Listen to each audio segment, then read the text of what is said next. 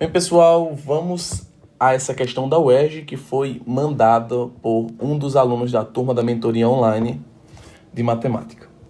Uma criança possui um cofre com 45 moedas, 15 de 10 centavos, 15 de 50 centavos e 15 de R$1. Ela vai retirar do cofre um grupo de 12 moedas ao acaso. Há vários modos de ocorrer essa retirada. Admita que as retiradas são diferenciadas apenas pela quantidade de moedas de cada valor. Determine quantas retiradas distintas desse grupo de 12 moedas a criança poderá realizar.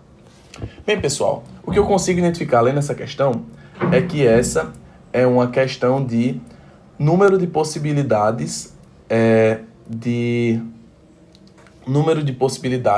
em que a gente vai ter de uma soma em que os integrantes dessa soma têm de ser inteiros e têm de ser inteiros não negativos. Como assim, Felipe, de inteiros não negativos? Bem, perceba o seguinte. Eu vou chamar agora as moedas de 10 centavos. Eu vou colocar aqui, 10 centavos de X. Vou chamar as moedas de 50 centavos de Y.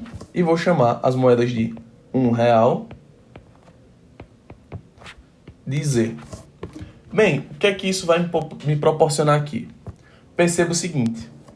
X, para mim, eu vou chamar a quantidade de moedas de 10 centavos que eu tirei. Y vai ser a quantidade de moedas de 50 centavos que eu tirei. E Z vai ser a quantidade de moedas de R$1 que eu tirei. Bem, perceba que a soma dessas quantidades vai ter que ser igual a 12. Por quê? Porque no caso, eu estou tirando alguma quantidade de X, alguma quantidade de Y e alguma quantidade de Z. E no final essas quantidades têm que dar 12, certo? Bem, aí o que é que eu posso fazer? O que é que eu posso identificar aqui? Eu posso identificar que esses valores, eles podem ser quaisquer valores de 0 a 12. Como assim, Felipe? Bem, eu posso falar então que X é 12, Y é igual a 0 e Z é igual a 0. E assim eu estaria tirando, no caso, 12 moedas de 10 centavos, nada de 50 e nada de R$1. Assim como eu posso fazer que esse valor é igual a 6, 6 e 0. Ou eu também posso fazer que esse valor é igual a 3, 3 e 6. E assim por diante. Mas o que é importante vocês identificarem é o seguinte. Se eu fizer a seguinte representação... Que representação, Felipe? Eu vou fazer ainda. A representação que eu vou fazer vai ser essa daqui. E aí, perceba o seguinte. Eu estou chamando essa divisória aqui, essa primeira divisória de divisória entre X e Y, e essa segunda divisória de divisória entre Y e Z, certo? E aí, com isso, o que é que a gente vai obter? A gente vai obter que tudo que tiver antes da divisória XY, ela vai ser... tudo que tiver antes da divisória XY vai representar a quantidade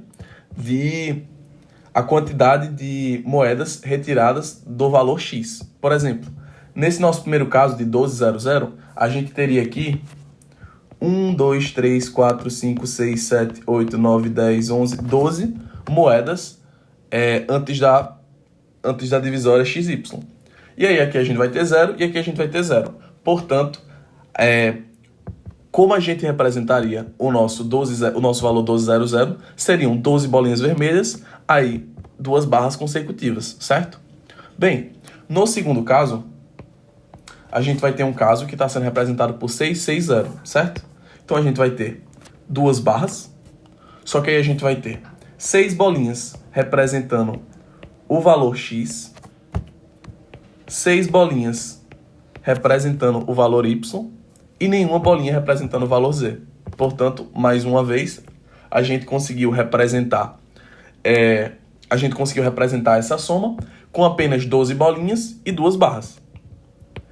E aí, nesse nosso último exemplo aqui, a gente vai ter 2 barras. E aí a gente vai ter 3 bolinhas em X, 3 bolinhas em Y e 6 bolinhas em Z, certo? Então, mais uma vez, a gente conseguiu representar essa nossa soma por 12 bolinhas e 2 barras. Ou seja, a gente consegue sempre representar essa nossa soma transformada em 12 bolinhas e 2 barras.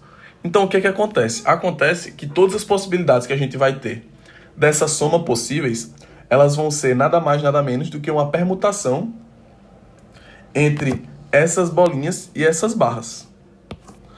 Ah, entendi. Então quer dizer que essas barras elas podem permutar entre si, assim como elas podem permutar entre as bolinhas, e todas as vezes que elas permutarem, elas vão gerar valores diferentes para x, y e z, não é isso? Sim, elas vão gerar trincas diferentes. E assim, perceba que aqui a gente está tratando de uma permutação de quantos elementos? Se a gente for contar, a gente vai ter 12 bolinhas e 2 barras. Portanto, é uma permutação de 14 elementos. Portanto, 14 fatorial. Só que a gente vai ter que dividir pela quantidade de elementos iguais em fatorial que a gente tem.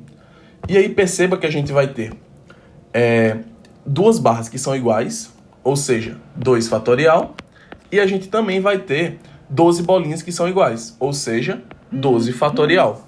Portanto, a gente vai estar tratando aqui de uma permutação de 14, em que a gente tem 12 elementos iguais e 2 elementos iguais, certo?